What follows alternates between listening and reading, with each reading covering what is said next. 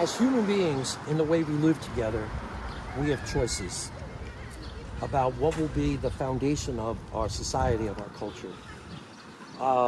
This is the most free society, the home of democracy, the longest democracy, and we have freedom to choose about what will be the foundation of our culture. Not everybody in the world has that. There's a dictatorship, or there's a oppressive system in place, but here we have that freedom. We can choose. Do you want a culture of death or a civilization of love? The culture of death is where human beings are not nurtured, respected, where things are allowed to occur that damage life. And we have so many of them that are in place right now. In fact, there are people that would say that right now we live in a culture of death. But the civilization of love is choosing the opposite. Now, it's important to identify love, because a lot of people think love, they think of a warm, soft emotion. And sometimes that, that compassion and that kind of tenderness can fuel a person to want to love. But love is really action. I work as hard for your well-being as I would for my own.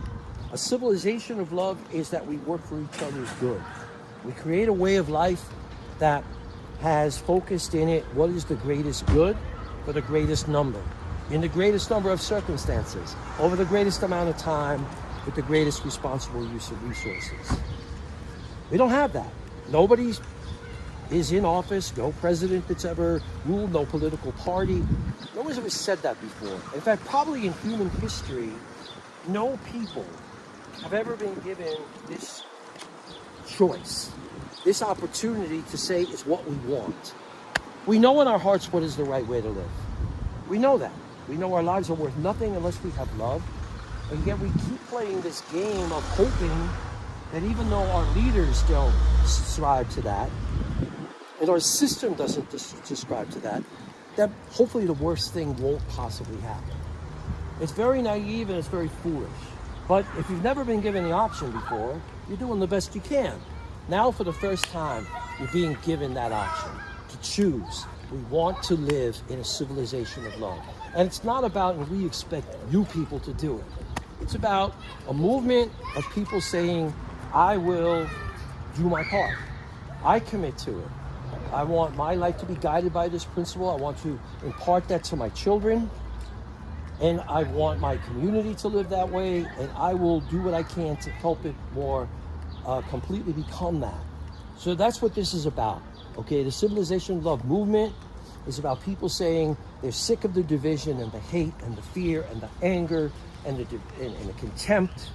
We just want an end to it, and we choose something better, and we're going to work for something better. I think there's enough people, okay, that want that, get given the chance to say yes to it and to commit themselves to working to it. We can turn this around, because it's never, ever a majority that changes things. It's people that are committed to something, that are willing to give everything to it, that make it happen.